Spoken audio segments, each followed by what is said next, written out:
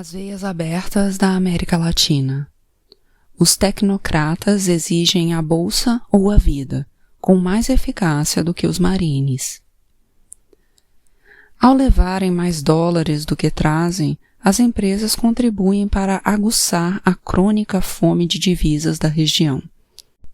Os países, entre aspas, beneficiados, se descapitalizam ao invés de se capitalizarem.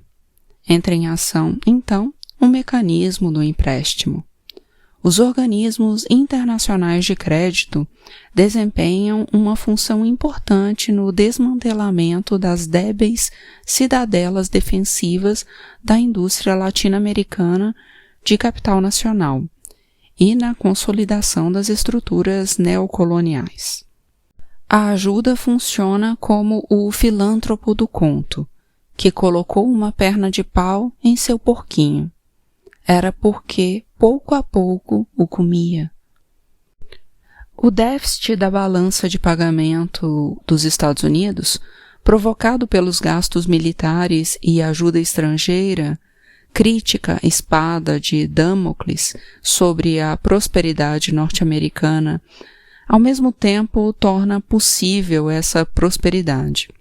O Império envia ao exterior seus marines para salvar os dólares de seus monopólios quando correm perigo, e com maior eficácia espalha seus tecnocratas e seus empréstimos para ampliar os negócios e assegurar as matérias-primas e os mercados. O capitalismo dos nossos dias, em seu centro universal de poder, exibe uma identidade evidente dos monopólios privados e do aparato estatal.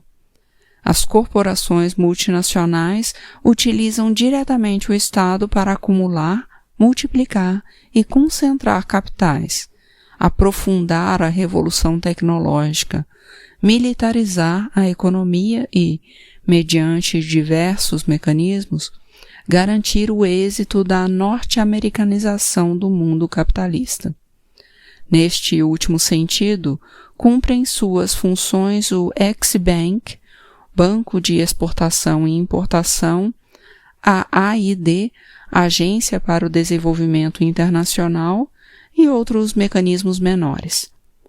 Também operam, assim, alguns organismos supostamente internacionais, nos quais os Estados Unidos exercem sua incontestável hegemonia, o Fundo Monetário Internacional e seu irmão gêmeo, o Banco Internacional de Reconstrução e Fomento, e o BID, o Banco Interamericano de Desenvolvimento, que se arrogam o direito de decidir a política econômica que devem adotar os países que solicitam crédito.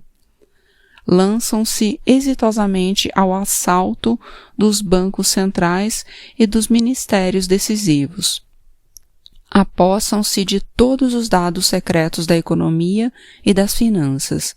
Redigem e impõem leis nacionais e proíbem ou autorizam as medidas dos governos, cuja orientação preceituam em todos os detalhes. A caridade internacional não existe. Começa em casa, também para os Estados Unidos. A ajuda externa desempenha, em primeiro lugar, uma função interna. A economia norte-americana se ajuda a si mesma. O próprio Roberto Campos a define, no tempo em que era embaixador do governo nacionalista de Goulart, como um programa de ampliação de mercados no estrangeiro, destinado à absorção dos excedentes norte-americanos e ao alívio da superprodução na indústria de exportação dos Estados Unidos.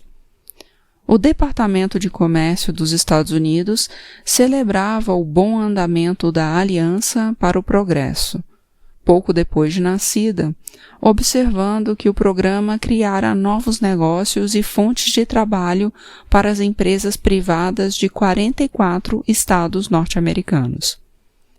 Mais recentemente, em sua mensagem ao Congresso em janeiro de 1968, O presidente Johnson assegurou que, em 1969, mais de 90% da ajuda externa norte-americana seria empregada para financiar compras feitas nos Estados Unidos.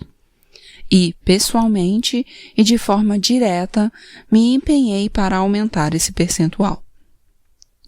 Em outubro de 1969, as agências noticiosas divulgaram as explosivas declarações do presidente do Comitê Interamericano da Aliança para o Progresso, Carlos Sainz de Santa Maria, em Nova York, no sentido de que a ajuda era um negócio muito bom para a economia dos Estados Unidos, assim como para o tesouro desse país. Desde que, em fins da década de 50, desequilibrou-se e entrou em crise a balança norte-americana de pagamentos, os empréstimos foram condicionados à aquisição de bens industriais norte-americanos, geralmente mais caros do que os produtos similares de outras partes do mundo. Mais recentemente, entraram em ação certos mecanismos, como as listas negativas, para evitar que os créditos sirvam à exportação de artigos que os Estados Unidos podem colocar no mercado mundial, em boas condições competitivas, sem recorrer ao expediente da filantropia. As posteriores listas positivas tornaram possível, através da ajuda, a venda de certas manufaturas norte-americanas a preços entre 31% e 50% mais altos do que os de outras fontes internacionais. Os condicionamentos dos empréstimos, diz a OEA no documento já citado, outorgam um subsídio geral às exportações norte-americanas. As firmas fabricantes de maquinário sofrem sérias desvantagens de preços no mercado internacional, segundo confessa o Departamento de Comércio dos Estados Unidos, a menos que possam aproveitar o financiamento mais liberal dos diversos programas de ajuda. Quando Richard Nixon prometeu uma ajuda não condicionada, em discurso de fins de 1969, só se referiu à possibilidade de que as compras pudessem ser efetuadas, alternativamente, nos países latino-americanos. Este já era, desde antes, o caso dos empréstimos que o Banco Interamericano de Desenvolvimento concede através de seu Fundo para Operações Especiais. Mas a experiência mostra que os Estados Unidos, ou as filiais latino-americanas de suas corporações, são sempre os provedores finalmente eleitos nos contratos. Os empréstimos da AID, do Ex-Bank e, em sua maioria, os do BID, exigem também que não menos da metade dos embarques seja efetivada em barcos de bandeira norte-americana. Os fretes das embarcações dos Estados Unidos são tão caros que, em alguns casos, chegam até a duplicar os preços das linhas de navegação mais baratas disponíveis no mundo. Normalmente, são também norte-americanas as empresas que seguram as mercadorias transportadas, e norte-americanos são os bancos através dos quais as operações se concretizam. A Organização dos Estados Americanos fez uma reveladora estimativa da magnitude real da ajuda que a América Latina recebe. Separada a palha do grão, chega-se à conclusão de que apenas 38% da ajuda nominal pode ser considerada ajuda real. Os empréstimos para a indústria, mineração, comunicações e créditos compensatórios só constituem a ajuda na quinta parte do total autorizado. No caso do Ex-Bank, a ajuda viaja do sul para o norte. O financiamento concedido pelo Ex-Bank, diz a OEA, em lugar de significar ajuda, implica um custo adicional para a região, em virtude dos sobrepreços dos artigos que os Estados Unidos exportam por seu intermédio.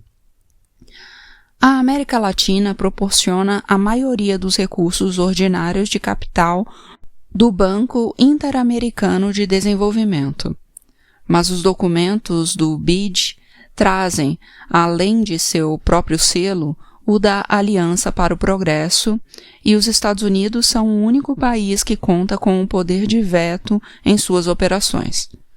Os votos dos países latino-americanos, proporcionais a seus aportes de capital, não somam a maioria de 2/3 imprescindível para as resoluções importantes. Se bem que o poder de veto dos Estados Unidos não tenha sido usado, a ameaça de emprego do veto para propósitos políticos já influiu nas decisões, reconhecia Nelson Rockefeller em agosto de 1969, em seu célebre informe a Nixon. Na maior parte dos empréstimos que concede, o BID impõe as mesmas condições que os organismos abertamente norte-americanos. A obrigação de usar os fundos em mercadorias dos Estados Unidos e de transportar ao menos a metade sob a bandeira de barras e estrelas, além da menção expressa da Aliança para o Progresso na publicidade. O BID determina a política de tarifas e de impostos dos serviços que toca com sua varinha de fada boa. Decide o quanto se deve cobrar pela água e fixa os impostos para a rede de esgotos ou as residências, valendo-se de prévia proposta de consultores norte-americanos designados com sua anuência. Aprova os planos das obras, redige as licitações, administra os fundos e vigia o seu cumprimento. Na tarefa de reestruturar o ensino superior da região, de acordo com as pautas do neocolonialismo cultural, o BID desempenhou um frutífero papel. Seus empréstimos às universidades bloqueiam a possibilidade de modificar, sem seu conhecimento e sua permissão, as leis orgânicas ou os estatutos, e, ao mesmo tempo, impõem dadas reformas docentes, administrativas e financeiras. O secretário-geral da OEA designa o árbitro em caso de controvérsia. Os contratos da Agência para o Desenvolvimento Internacional, a AID, não só implicam mercadorias e fretes norte-americanos, como também, habitualmente, proíbem o comércio com Cuba e Vietnã do Norte e obrigam a aceitar a tutela administrativa de seus técnicos. Para compensar o desnível de preços entre os tratores ou os fertilizantes dos Estados Unidos e aqueles que podem ser conseguidos mais baratos no mercado mundial, impõe a eliminação de impostos e taxas aduaneiras para os produtos importados com os créditos. A ajuda da AID inclui jipes e armas modernas destinadas à polícia, para que a ordem interna dos países possa ser devidamente salvaguardada. Não em vão, os créditos da AID, na terça parte, são obtidos imediatamente após a aprovação, ao passo que os 2/3 restantes são condicionados ao visto do Fundo Monetário Internacional, cujas receitas, normalmente, provocam o incêndio da agitação social.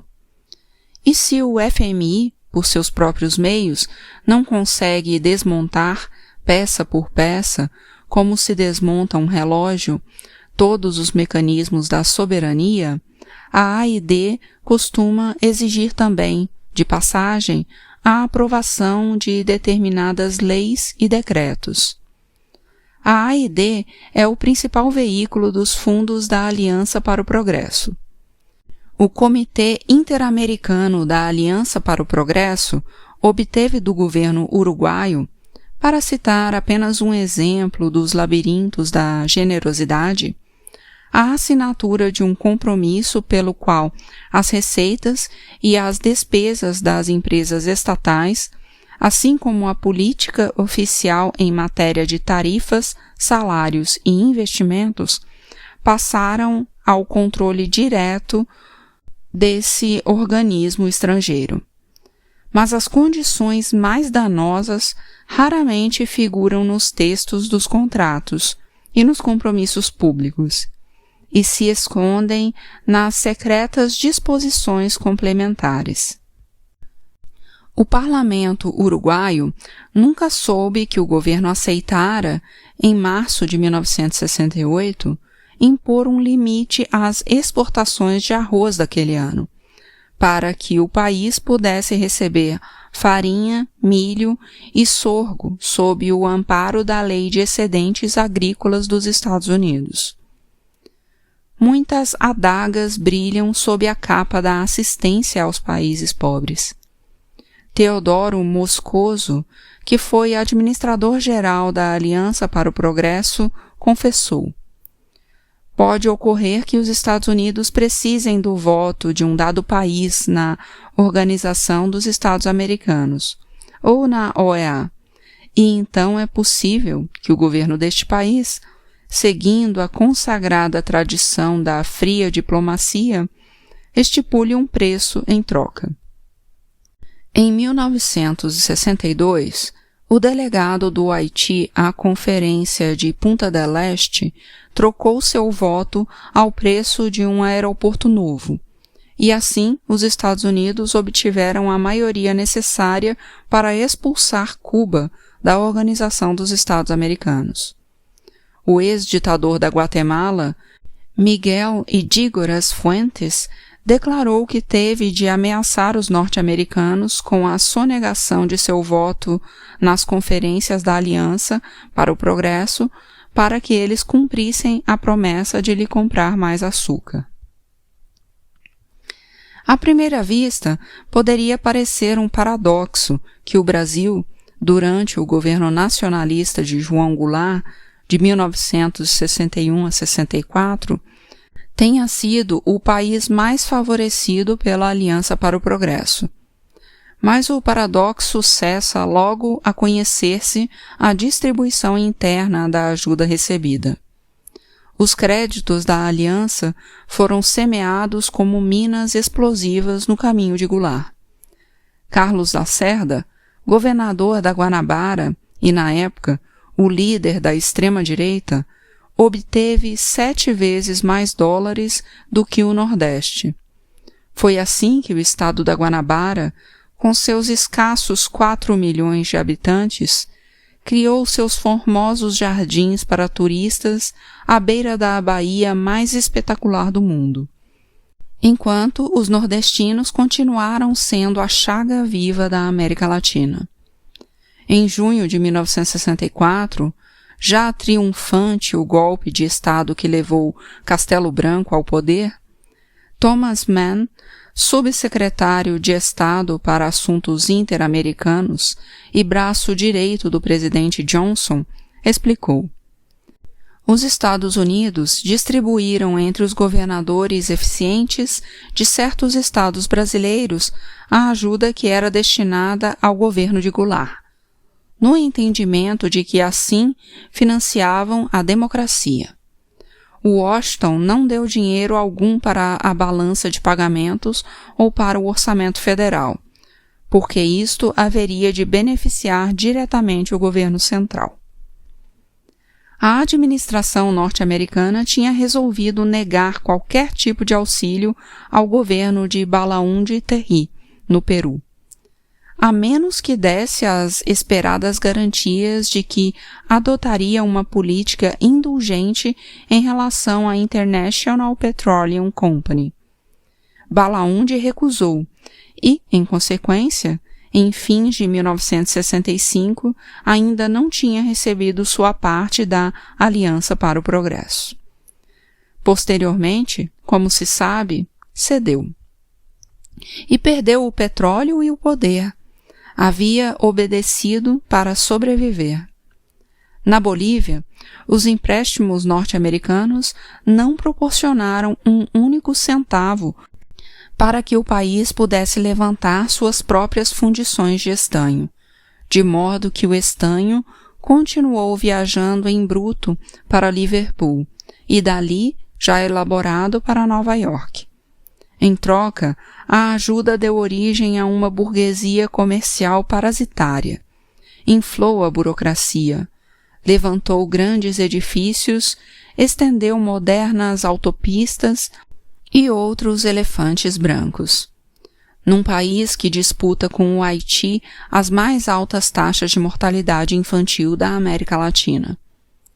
Os créditos dos Estados Unidos ou de seus organismos internacionais negavam à Bolívia o direito de aceitar as ofertas da União Soviética, Tchecoslováquia e Polônia, para criar uma indústria petroquímica, explorar e fundir o zinco, o chumbo e as jazidas de ferro, além de instalar fornos de fundição de estanho e de antimônio. Em troca, a Bolívia ficou obrigada a importar produtos exclusivamente dos Estados Unidos. Quando, por fim, caiu o governo do movimento nacionalista revolucionário, devorado em seus alicerces pela ajuda norte-americana, o embaixador dos Estados Unidos, Douglas Henderson, começou a assistir pontualmente às reuniões do gabinete do ditador René Barrientos. Os empréstimos oferecem indicações tão precisas quanto as de um termômetro para avaliar o clima geral dos negócios de cada país e ajudam a eliminar os nubarrões políticos ou as tormentas revolucionárias do transparente céu dos milionários. Os Estados Unidos vão canalizar seu programa de ajuda econômica para os países que mostrarem maior inclinação para favorecer o clima dos investimentos e retirar a ajuda de outros países em que uma performance satisfatória não for demonstrada. Anunciaram em 1963 diversos homens de negócios encabeçados por David Rockefeller.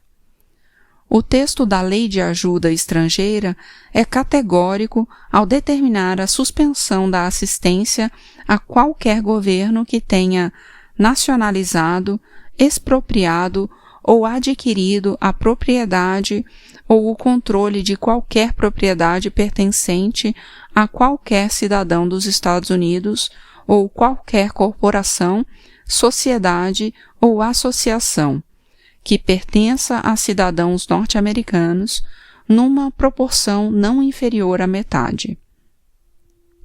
Não em vão, o Comitê do Comércio da Aliança para o Progresso conta, entre seus membros mais insignes, com os mais altos executivos do Chase Manhattan, do Citibank, da Standard Oil, da Anaconda e da Grace. A A&D prepara o caminho para os capitalistas norte-americanos de múltiplas maneiras. Entre outras, exigindo a aprovação de acordos de garantias dos investimentos contra possíveis perdas por guerras, revoluções, insurreições ou crises monetárias. Em 1966, segundo o Departamento de Comércio dos Estados Unidos, os investidores privados norte-americanos receberam essas garantias em 15 países da América Latina, por 100 projetos que somavam mais de 300 milhões de dólares dentro do Programa de Garantia de Investimentos da A&D. Adela não é uma canção da Revolução Mexicana, mas o nome de um consórcio internacional de investidores. Nasceu por iniciativa do First National City Bank de Nova York, da Standard Oil de Nova Jersey e da Ford Motor Company. O grupo Mellon se aliou com entusiasmo e se aliaram também poderosas empresas europeias porque, na palavra do senador Jacob Javits, a América Latina proporciona uma excelente oportunidade para os Estados Unidos. Ao convidar a Europa para entrar, demonstram que não buscam uma posição de domínio ou exclusividade. Pois bem, Em seu informe anual de 1968, a Adela agradeceu muito especialmente ao Banco Interamericano de Desenvolvimento os empréstimos concedidos para incrementar os negócios do Consórcio da América Latina e, no mesmo sentido, saudou a obra da Corporação para o Financiamento Internacional, um dos braços do Banco Mundial. A Adela está em contato permanente com essas duas instituições para evitar a duplicação dos esforços e avaliar as oportunidades de investimentos. Muitos exemplos poderiam ser evocados de outras santas semelhantes alianças. Na Argentina, os acessos latino-americanos aos recursos ordinários do BID serviram para beneficiar com muito convenientes empréstimos empresas como Petrosur, filial da Electric Bond and Share, com mais de 10 milhões destinados à construção de um complexo petroquímico, ou para financiar uma fábrica de peças de automotores da Armetal S.A., filial da The Bud Company, Filadélfia, Estados Unidos.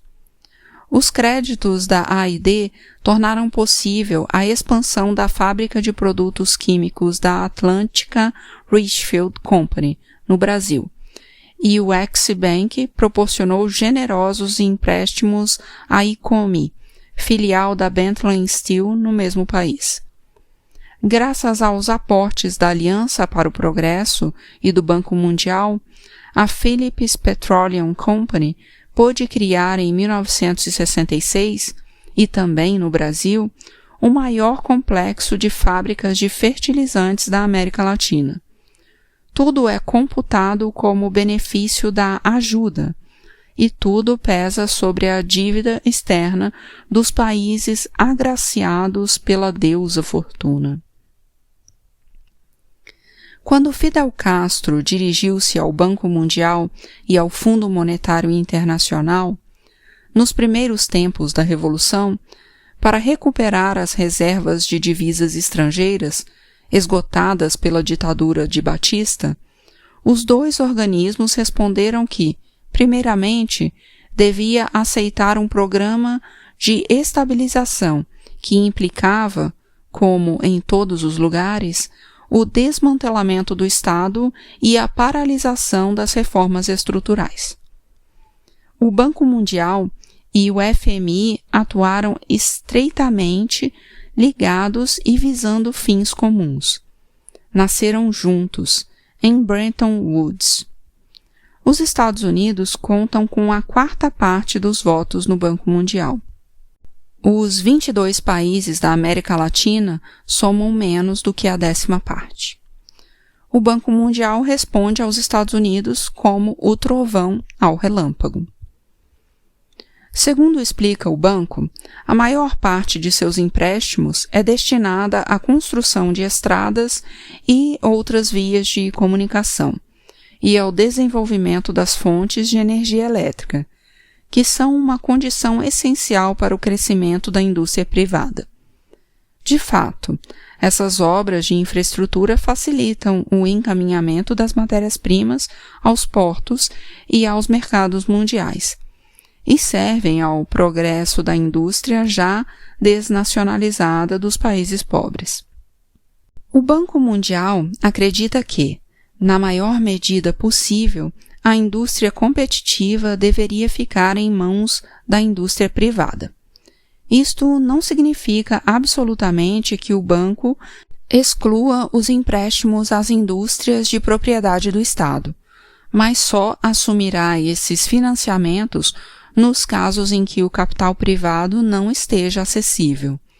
E se houver certeza, após os exames, de que a participação do governo será compatível com a eficiência das operações e não terá um efeito indevidamente restritivo sobre a expansão da iniciativa e da empresa privadas. Os empréstimos são condicionados à aplicação da receita estabilizadora do FMI e ao pagamento pontual da dívida externa. Os empréstimos do banco são incompatíveis com a adoção de políticas de controle dos lucros das empresas. Como todas as demais máquinas caça-níqueis das altas finanças internacionais, o banco também se constitui num eficaz instrumento de extorsão, em benefício de poderes muito concretos. Seus sucessivos presidentes, desde 1946, foram proeminentes homens de negócios dos Estados Unidos.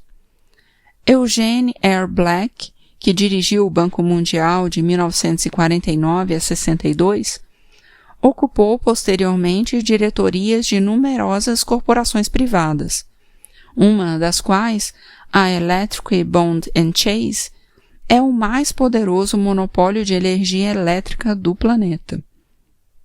Casualmente, em 1966, o Banco Mundial obrigou a Guatemala a aceitar um acordo honroso com a Electric Bond and Chase como condição prévia para a execução do projeto hidrelétrico Jurum-Marinalá.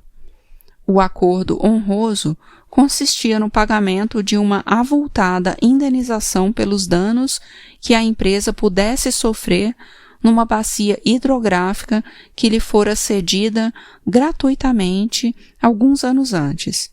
E, além disso, incluía um compromisso do Estado no sentido de não impedir que a Bond and Share continuasse fixando livremente as tarifas da eletricidade no país.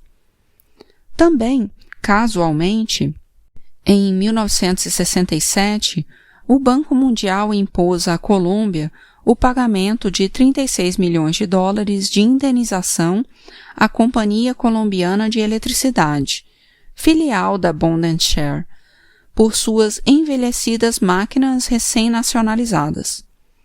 O Estado colombiano comprou o que lhe pertencia, pois a concessão da empresa vencera em 1944.